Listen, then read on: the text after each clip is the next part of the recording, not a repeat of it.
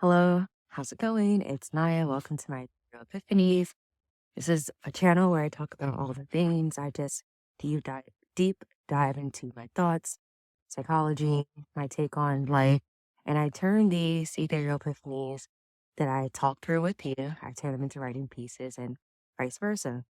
So recently I've been really digging into intellectualism, intellectual loneliness, and small minds, and really what I realize is that this is actually part of my healing process of writing, talking about, and then writing about my experiences. And so, yeah, talking about them, writing about them together, also paired with seeing a mental health professional, those three together, it's really been powering my healing journey. So, today I want to talk about something that I learned about this as well, along with intellectual loneliness. I learned about intellectual attraction. So, have you ever maybe went to a conference and there was someone on stage and they were just speaking so eloquently with so much intellect, and they were so well spoken and well versed and seemed really intelligent and knowledgeable in the subject of which they were speaking? So, I experienced this. But I experienced it on a very intense level, and I experienced this in two different ways. So I found out that you can have an intellectual attraction to people in both a platonic and, let me see, YouTube friendly or intimate way. By the way, I don't know where this shadow is coming from. Side note, I want to start my videos by also mentioning the weather. I made it out actually at the golden hour. It's the golden hour now. That's why the sun is so bright. I hope you can see my face. And yeah, same as yesterday. The sun is going to set at 4:30, so I have a little bit of time. And Civil Twilight starts at 5:03, so that also does it start or end it at 5:03? So at that button some time to speak with you guys because I have two things to talk about today, two different videos to talk about today. So yeah, of course I have my handy dandy notes, and there are a lot of terms that I learned about that I had never heard of.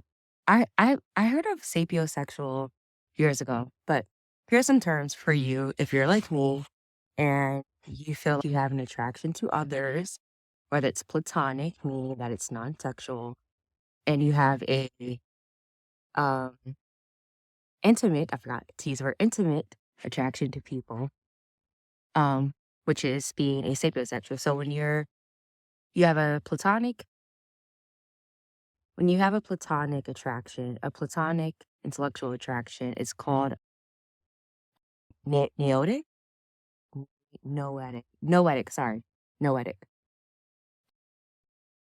And yeah, so it's called an noetic attraction, which noetic is something I've just learned about recently. I've heard of being a sapiosexual for so long. Another thing, for so many years now, I can say years, I would always describe myself as a sapiosexual. And I realize now, in doing my research for my writing, I was like, but sapiosexual refers to an intimate attraction to someone who's intelligent. It refers to, you know, that you want to be with that person physically. So I realized that probably, if I'm going to be writing and talk about this, I probably shouldn't use that term. But to me personally, I always felt a sapiosexual person or person that is a sapiosexual, it could be platonic or it could be either way. It could be platonic or it could be intimate. And so that prompted me to research, like, is there a term for people that it's just a platonic attraction? Like a platonic intellectual attraction. That's how I came across the word neotic. 1 second. I just realized, see if my headphones connected. I don't think so. 1 second. It turns out my headphones were not connected. Of course. It, as someone who's very into checklists and systems, I should have checklists and a system of things to do before I record, before I hit the record button, which is check to see if my headphones are connected. I forgot what I was saying last, but oh yeah, I was saying discovering the word noetic and noetic attraction. Here are some terms for you that I learned about recently. Not recently, but in general. So these terms, they all refer to, they all fall under the umbrella of intellectual attraction. So let's start there. I won't read all of them to you, but so I mentioned the word array, sapiosexual, but I didn't actually explain what that means. So I'm gonna read it now. So a sapiosexual is when you're romantically or sexually attracted to someone's intelligence. Which, oh, I did say that. I did. And sapiosexuality is the state of finding someone's intellect romantically or sexually appealing. See what happens when I use my finger? Noetic is, oh, okay. Oh, so see, it's why I have notes because I would have never remembered this. Noetic is a word that's used to describe something as intellectual or mental activity. Noetic attraction is a platonic, which I mentioned earlier, it's a platonic attraction to someone's intellect that you admire their thinking without wanting to be physical with them, which I think I might have said that earlier as well. So maybe I have a better understanding than what I thought. Okay, so the last term is intellectual attraction. This is a big category that includes both platonic and romantic sexual attraction to intelligence. So I should leave some space on the screen to actually do the diagram. So the way that intellectual attraction works is that you have intellectual attraction, that's the umbrella. Then you have platonic and you have sexual. Forgive me, platonic and intimate. As I said before, I've been using the term sapiosexual for a very long time to describe myself. That's probably, sorry, I just got distracted. There was a fly that was frozen here and it gone somewhere. That's weird. Anyway, sorry. So yeah, it's probably put my iPad is up. It's probably not a good idea that I use the term to describe myself as someone who's a sapiosexual. The thing is, though that statement is true, I am someone who is a sapiosexual. That's very true. Looking back at all of my relationships, which is a lot because I always had good long-term relationships. All of my relationships, I never ever was attracted to the person physically first. It was always that from talking to them and then finding out they were really smart and then finding attraction. It's really funny is that for me personally, there has to be a balance. So I have to have some sort of, I have to find some feature of yours attractive to make that work. But for me, probably it's an 80-20 thing. 80% has to be your intellect, 20%, okay. Yeah, just be average. I'm average. Okay looking, and I think that my best attributes probably is my brain and my creativity, and then doesn't hurt to have a face like this. I'm sorry. Just I'm being funny. So on the other side of that, which is why I wanted to find a word for when you don't have a sexual attraction to that person, was why I searched for the word noetic. Noetic? Yes. Noetic. Because it does happen to me a lot that I just meet people and I find that they're really intelligent and I just want to be around them all the time. I have, and I think for me, I don't want to use, maybe I'll say platonic connection. So when I'm using the words noetic, I would like to probably use the words platonic connection to that person or an intellectual connection. Uh, oh, excuse me. Because that personally just to me feels better. Because I feel like when you use the word attraction, depending on the person and their background, that can be taken as a sexual attraction. Because most people don't think of attraction. I don't think that most people think of attraction to be non-sexual.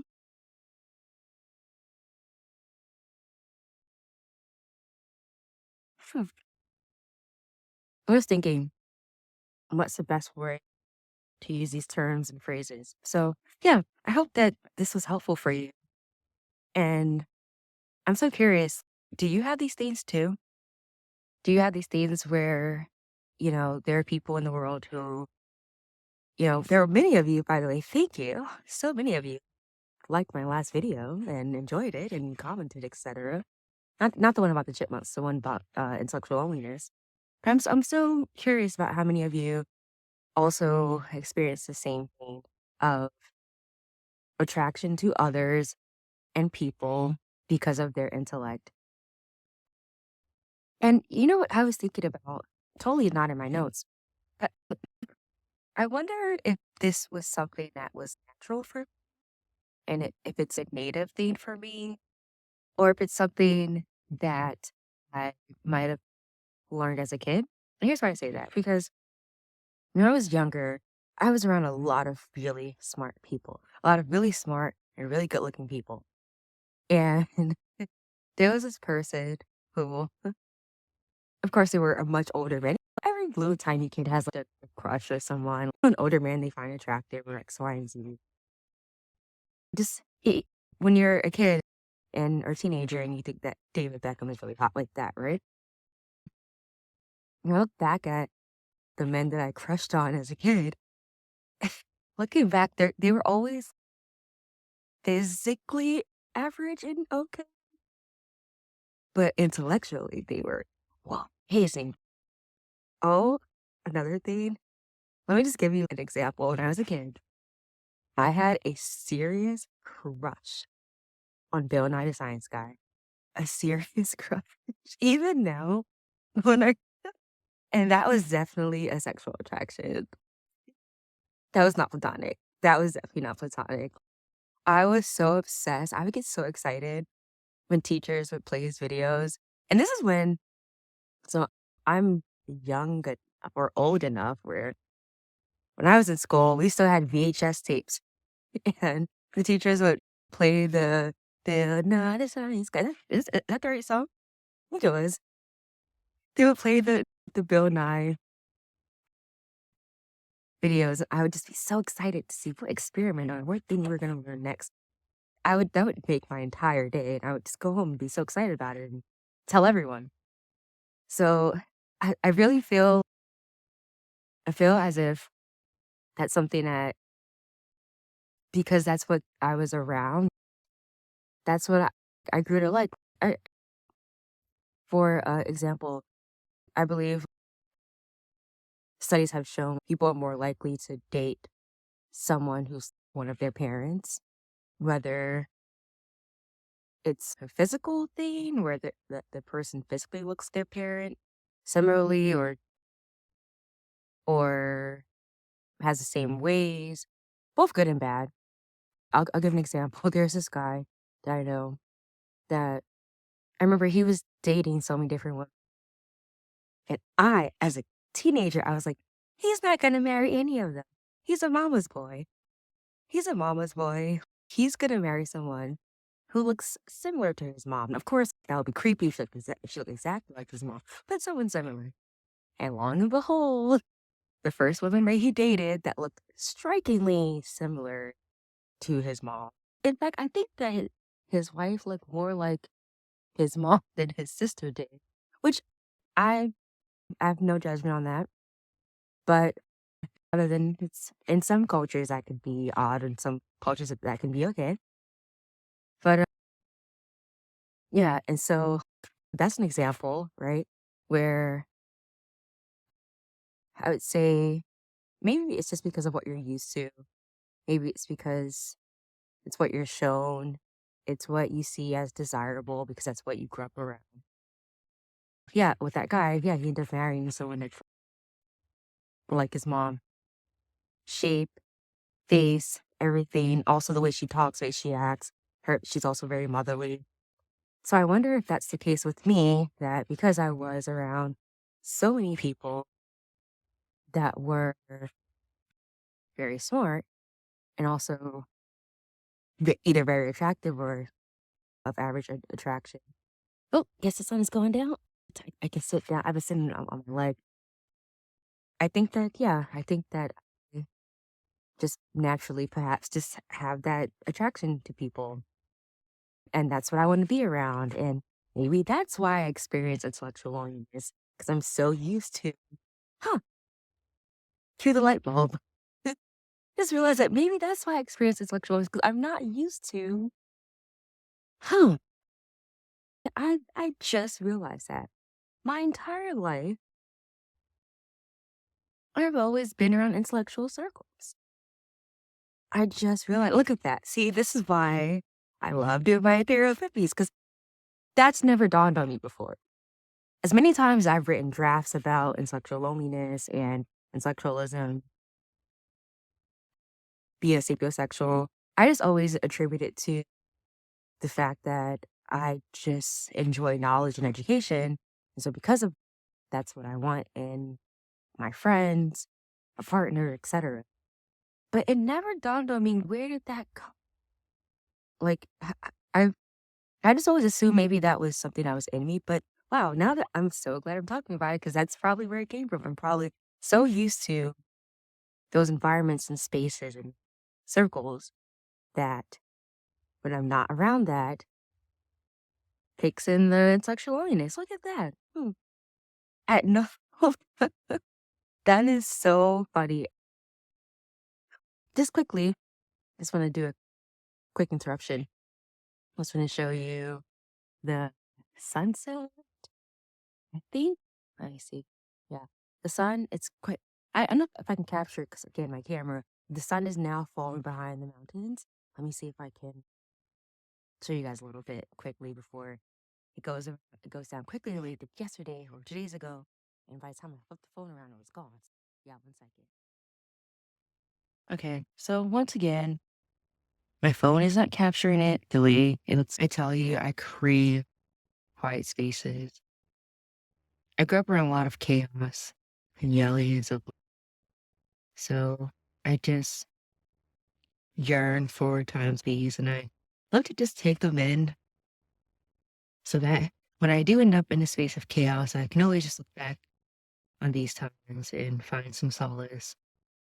And if I didn't mention the degrees today, it's 1 degree Celsius, and I believe 27 degrees Fahrenheit. I can't remember. But it's cold out here for sure. I think once I wrap up this video, I'm gonna go inside quickly and take a break and come back. I just want you guys to see the sunset. Okay, back to the video. Okay, I'm back. I I washed my clothes today, and the way that people lose socks is how I lose gloves. Some way, somehow. I don't know how that happened, but I only have one glove. I had to put my hat on because as the sun went down, really cold. Oh my god. Oh, I'm glad my iPad fell here, not the other way. I was gonna say that right after I turned the camera around, the sky is now pink. Oh, so beautiful. Yeah. Something else I was thinking about, now that I've had this ethereal epiphany with you, that perhaps I'm noetic and a sapiosexual, because that's what I grew up around. Just quite interesting, because I can't imagine what my life be. It was the opposite. What if I grew up around people that don't value education and intellectualism? I'm so curious. I'm always so curious of that. What would my I think though that I do have a natural attraction to nature and science. So perhaps those are things that would have came eventually.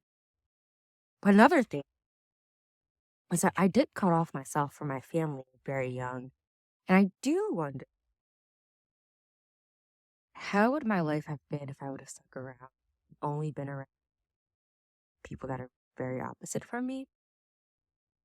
I wonder, would I have gone through more bullying if I wanted to read more books and become smarter?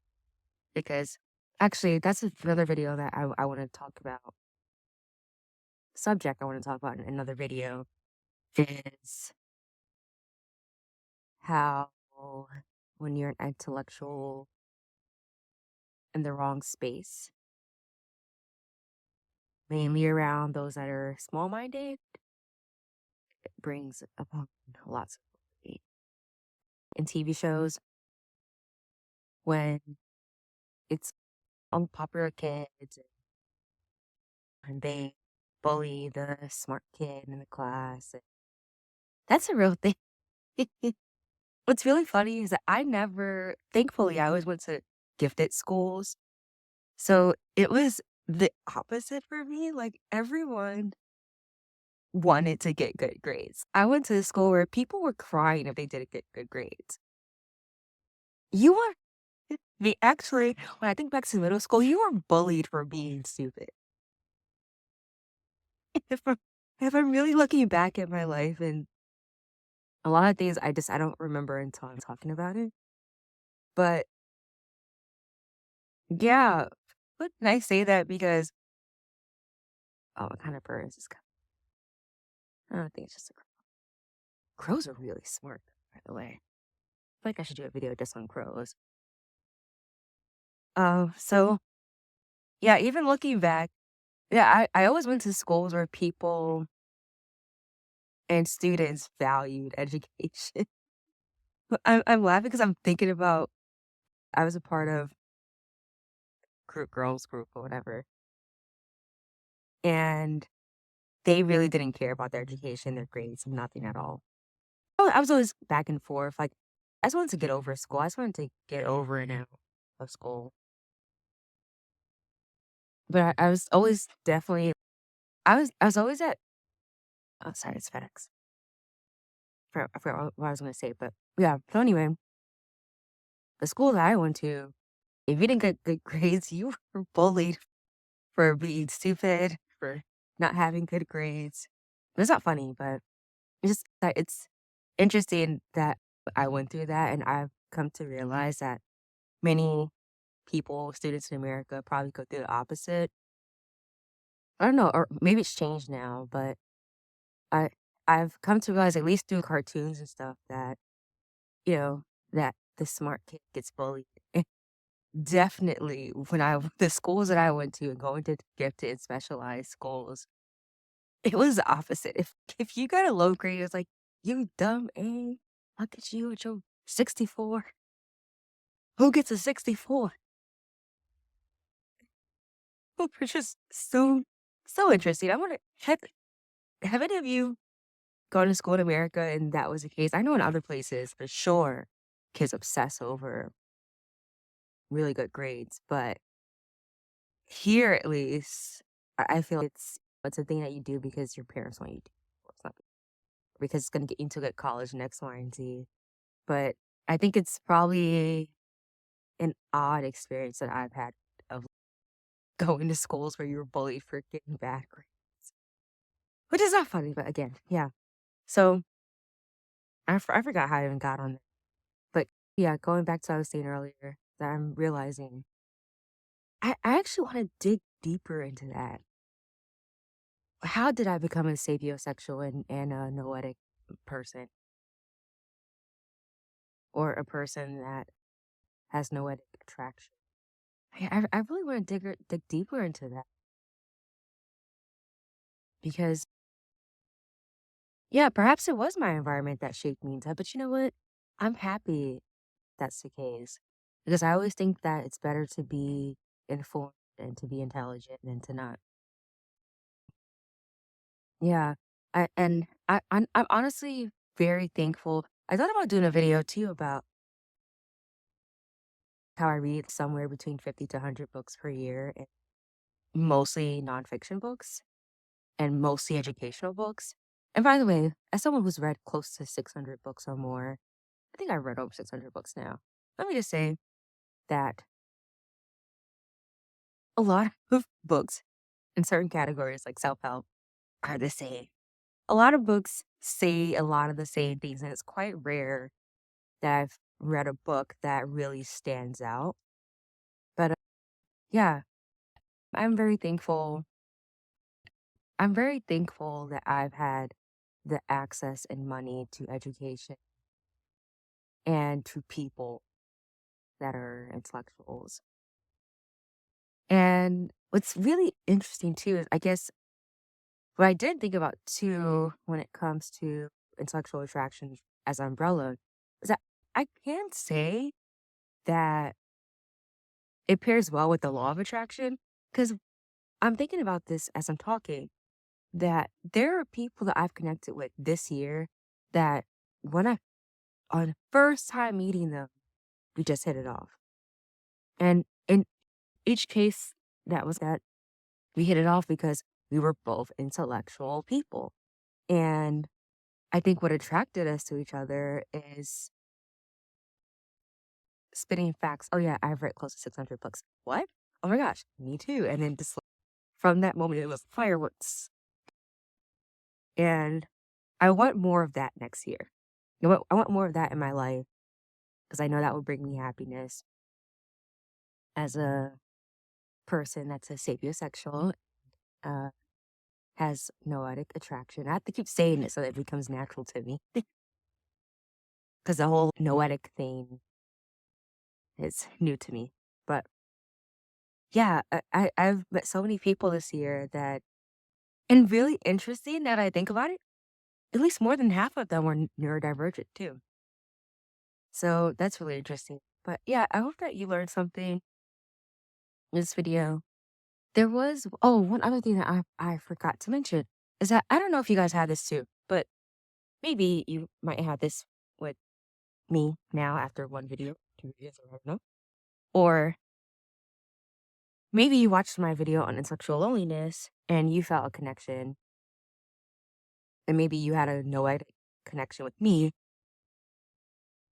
I might have mentioned in the video that I might have not published yet, that I might publish after this one. I mentioned that I made a vision board of what I want. Sorry. I made a vision board of what I want my friend circle and my life to look. See, sorry, I had the hiccups or something. So yeah, so I talked about in another video, which I'm not sure if I published it yet, probably after this one. I had talked about how for this year, 2024, I had written, I had made a vision board and a part of it. So in the vision board, I based it off of the wheel of life. And the wheel of life, one of the things that, one of the categories are friendships. And sorry, I keep looking up and at the camera because I'm just thinking. And yeah, so in that vision board, I had friendships and I had people of diverse backgrounds and X, Y, and Z. But I also made another image that went on top of that, which were people online that I have both a noetic connection with and a that I have a, what's the word I'm looking for again? Have a, I'm trying to think of the right word. What's the word again? Intimate attraction. Sorry, I'm so tired. I should have had some mantra or something. And so there are people online that when I see their videos and stuff like that, and when they speak and they talk about things, I'm just like, yes, I feel that way too. And it's so hard to find people that think like this. And it's so hard to find people that have such a well-rounded view on life and people and things in the world. And so I made a picture of all the people online that I have both a noetic attraction to, connection to, and a intimate. No, it's not even intimate. It's more of a crush. I'm trying to say that just in case one of them see this video or my writing, because I will put all of this into a very large essay in the future once I'm done with this whole series and thinking everything out. So, yeah, so in that photo, I'll name some of the people because maybe these are people that you've never heard of that after watching this video, you might, if you're like me and you're always seeking that intellectual connection, you might want to go. So, I'm sorry, I'm laughing through this because one of the people on this list, they follow me. It's a guy, not a girl. Nothing matters. Anyway, I'll just say it's one of the people they follow me. And so I I'll just say this. The people in this picture, majority of them just have an intellectual attraction to, connection with, just from seeing their videos, reading their books, etc. And so I hope that, and I'll list them in the description because maybe you haven't heard of some of them before, and maybe you might view their content too, and you're like me, where just viewing their content alone it helps you through life. And if you're experiencing intellectual loneliness or lacking a adequate friend circle that has similar mindset to you of being a well-rounded thinker. So the people that were in this image were, I'm trying to think. Okay, so Dr. Gooby, that's the MIT neurosurgeon that quit his job. Trevor Noah, Simon Sinek, Karen Hunter, David Allo. I always forget how to pronounce his last name, but I'm gonna put all their pictures up. I'm gonna put all their pictures up. Actually, do I have a picture? Oh yeah, I have the image here. So yeah, I'm gonna go through all of these people. I'm also gonna link all their information below because I want you to check out their content, their books, their information. Many of these people you probably heard of before. Some you may have not. So yeah, these are the people who I added to my vision board because I would love to meet people that hold the same values, qualities, etc. as these people do. So this is the full list, okay?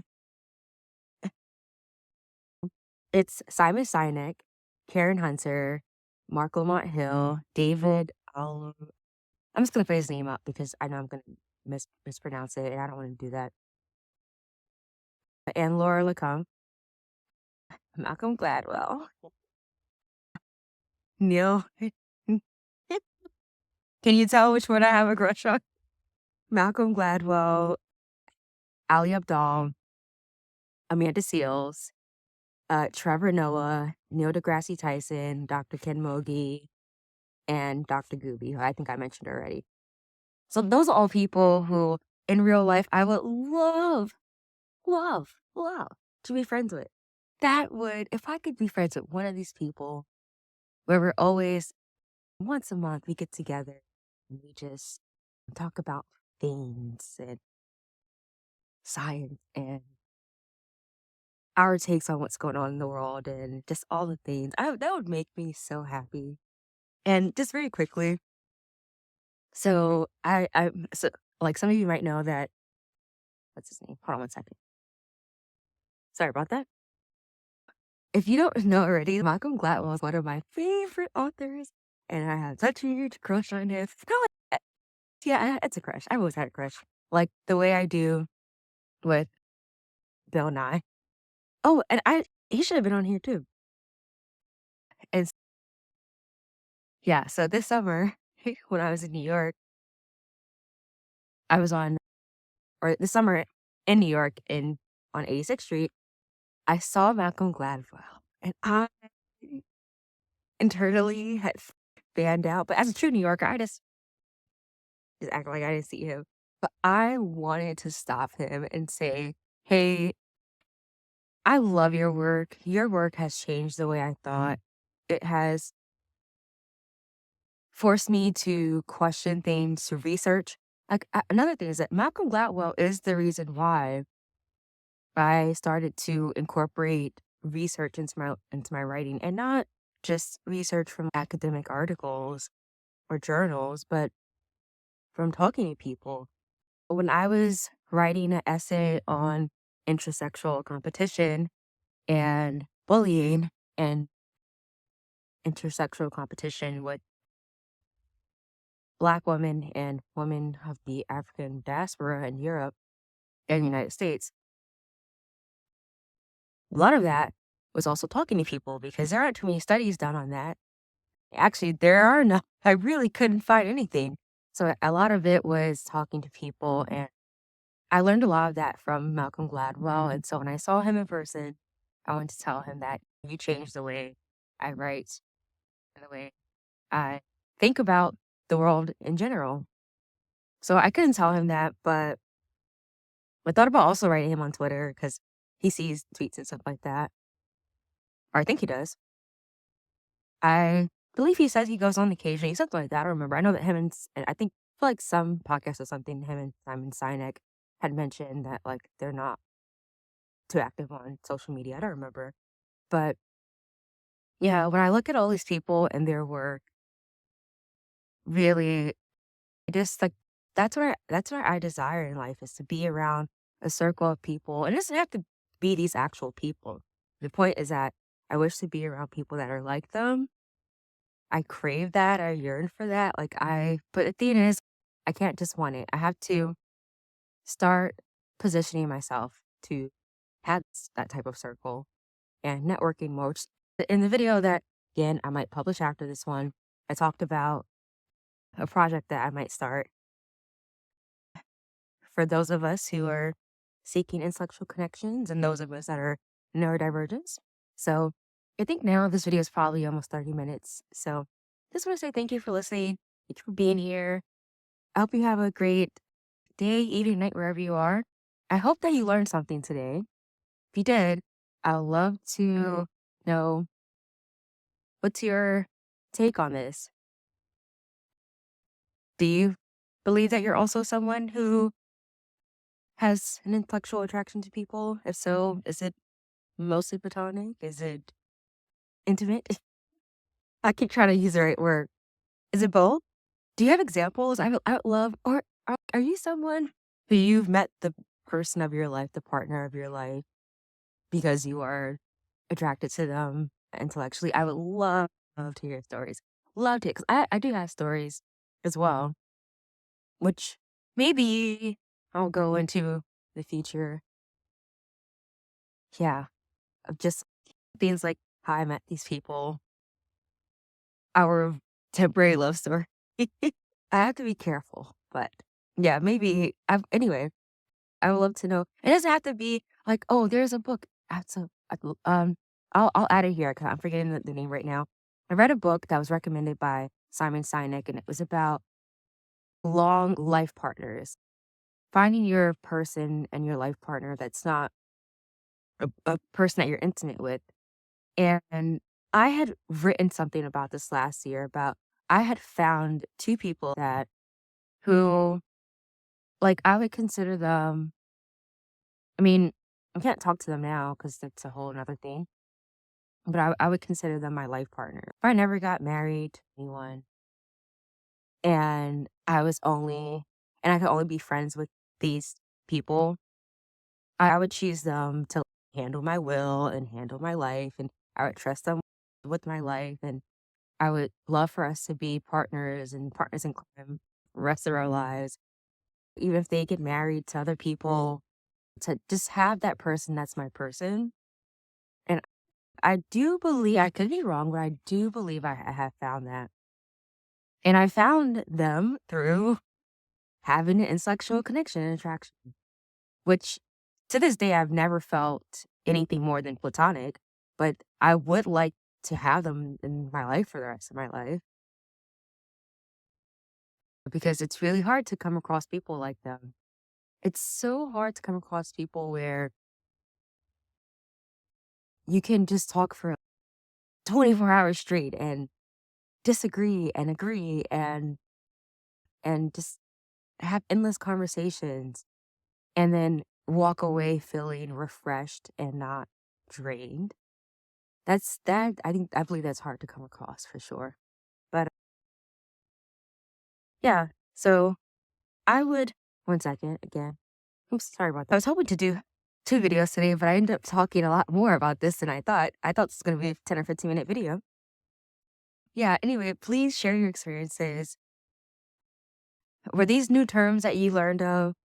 Just to go through them again, just as a little reminder.